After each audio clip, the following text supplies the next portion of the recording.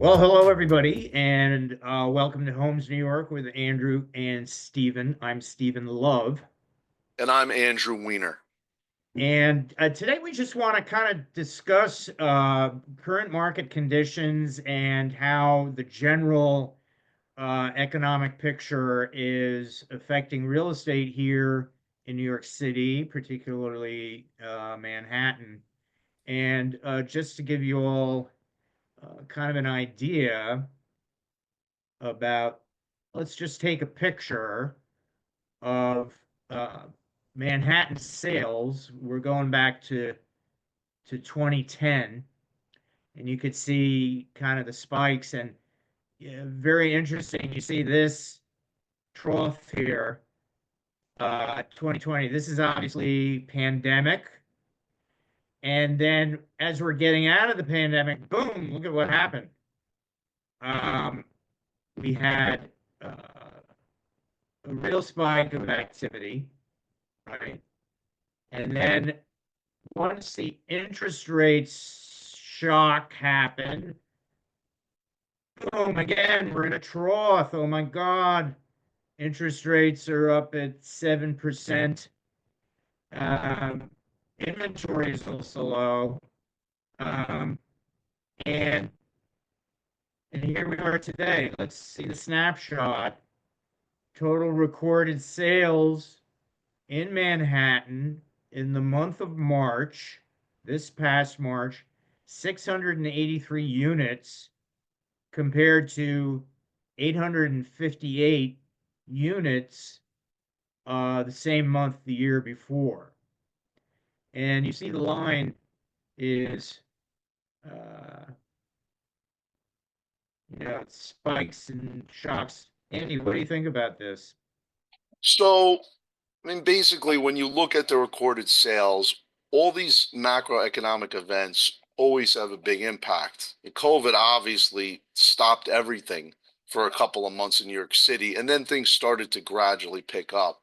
And once they came out with the vaccine and people felt more relatively safe and they realized that they wanted to get back to New York and there was a good buying opportunity, you saw the explosion in sales that happened. It was a great time for real estate in New York City. And then, as Steve said, you had the interest rates going up.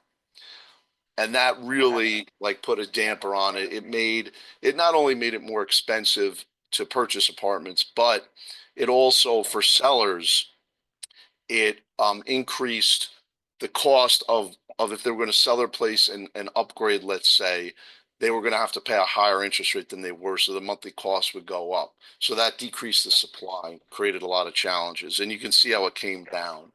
And then, like anything, there was a normal sort of bounce back, and a normal up and down, but a slower market than during that period coming out of COVID until now, where we have the next big macroeconomic event, which is the tariffs that are being levied by the U.S. government.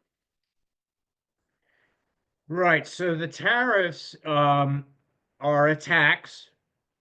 They're a regressive tax, and along with the tax cuts that the Republicans always want to do, you're sucking money back up to the 1%.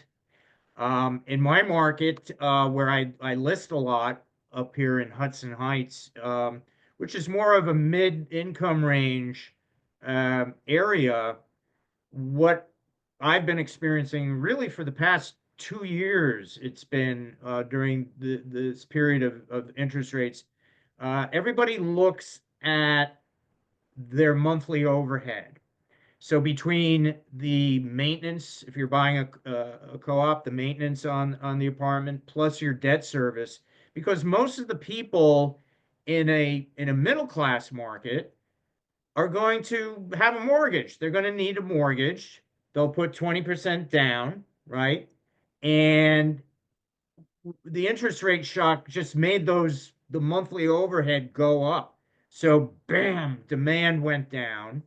Um, it takes a while, I think, for people to get used to interest rates, and we started to see a little bit more activity, but then of course, you used the word uncertainty a few minutes ago. I've been noticing this uncertainty translates into the lack of buyer traffic. When you have the sort of chaos in Washington that that we're seeing, um, and the tariffs are on, then they're off. It's not only businesses who obviously they need to plan, they need to forecast, they don't know what to do, and regular Individual, residential buyers right? are really Unsure, looking, they're unsure. the risk factor. So they don't want, for most people, it's the biggest transaction that you'll ever do in your life, Right. and they don't want to do it. And they want to feel when they do it, they want to feel really comfortable about it. So this uncertainty makes it much more complicated. There definitely was a period where with buyers I'm working with, where they seem to be like, okay, I'm ready to go. And the whole tariff economic policy has definitely thrown a little bit of a big bit of a wrench into that. Right. Well, and by the way, the other aspect too, and this affects the inventory, is there are so many people who bought when interest rates were, 3%, 3.5%, or whatever. I had my mortgage, I'm at 3.75, It was like free and money. yeah, so people who would normally sell are like, well, wait a minute, I don't want to give up this low interest rate mortgage. And to have a higher monthly payment. Yeah. So it lowers the supply. And what I see is when something's priced well, there is demand out there, so there's a feeding frenzy, but there's just not as much inventory as you want. All right. And that However, was that was before I the still tariffs. see that if an apartment that is really well turned out, it's a pretty apartment, the location is great, uh, the condition is great. Those units tend to have a very good chance to move, even in a Yeah. market like this. Yeah, and a lot of it is when interest rates went up originally, it slowed down activity, but people at some point want to buy. You can only push off life decisions for so long. So when you do find an appealing property that's priced well, that is it tends to be the renovated properties are more popular now. Yes, there's been bidding wars for sure. So if it's an appealing property, it attracts a good amount of demand. If it's mispriced or it's just your average property, it can last on the market longer. If it's more of a Right. commodity. Well, and the other factor here is there's, regardless of macroeconomic conditions, with the people's lives transform. They get a new job, they have to move, they have to do this, and there's a difference between wanting to do something and needing to do something. So I think a lot of the activity that we see that's happening are people who need to move, Definitely. and also, I discussed the neighborhood that I have a lot of listings in typically, but if you look at downtown neighborhoods, I haven't seen a recent figure, but one of the months last year, 65% of the closings in Manhattan were all cash deals. Yeah. So the That's true. segment of the population that can pay cash are obviously not affected by the interest rates. So in And I Manhattan, you're always going to have that dynamic.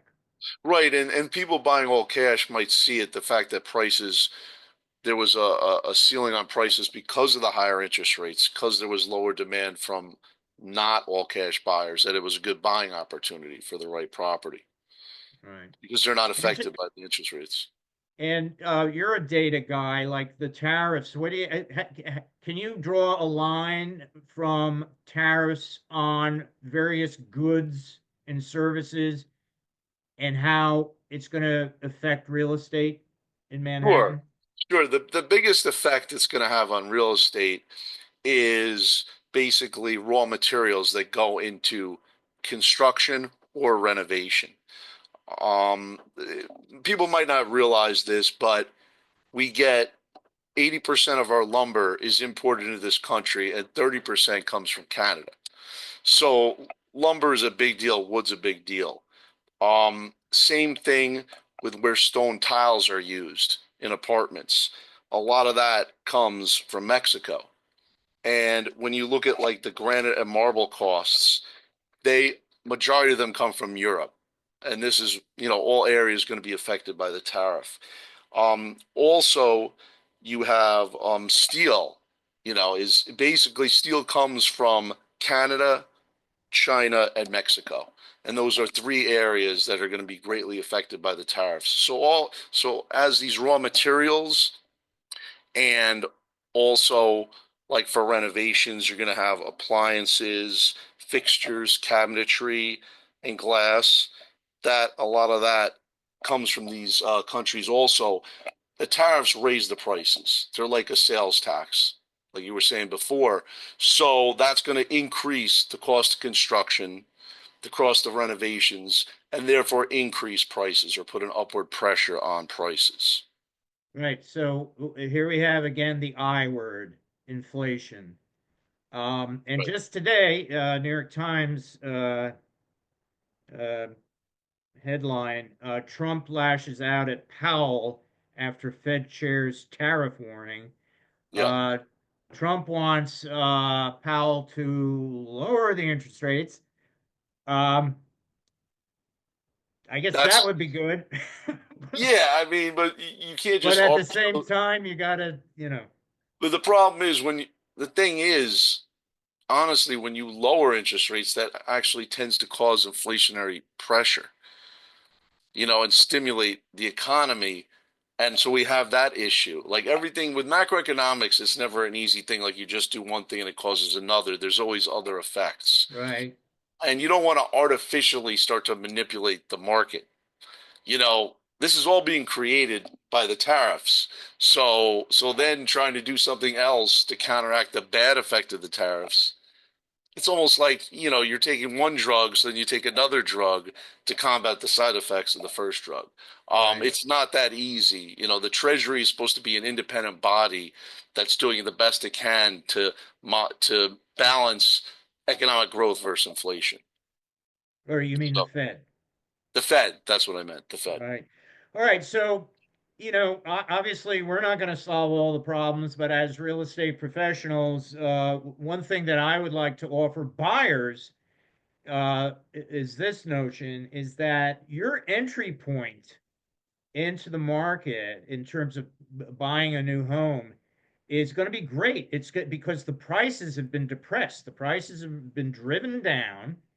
And okay, yes, you're going to have a monthly overhead issue for a little bit at 6.8% interest rate or whatever it is. But then once those rates come down, you'll be able to refi and you Right. will have locked in a lower price. Because if you wait and the interest rates come down, well, what's going to Prices will happen? go up. The Prices are going to prices go are up. going to go up. So it's like pick your poison, you know. Yeah. So obviously, if you're intending to stay in a home for 10 years or more, I think you've got in New York, it's always a good bet because you're going to get appreciation. And like Steve said, you can always a year from now refinance your mortgage and get a lower interest rate and lock Right, in a lower interest rate. You can't a year from now buy the apartment at the lower price it might have been at a year earlier. right, So, um, yeah, I agree with all those points. If you look at a lot of other macroeconomic events that created uncertainty, like September 11th or the economic crisis in 2008 or COVID, there was tons of uncertainty, but they were actually really good buying opportunities. I had a couple of clients that bought in the heart of COVID and they got great deals. right, right. And yeah, All right. So, well, I mean, that's it. We're out of time. So, we'll be continuing to discuss these issues, and we're also going to be doing some special videos for you where we discuss various aspects of real estate. Our next video is going to be about something in New York City called Local Law 11. All of those scaffolds that you see around town, they're there for a reason. And we're going to explain all of that and how it's going to affect you as an owner of co-ops or condos in New York City. So we'll see you next time. See you next time.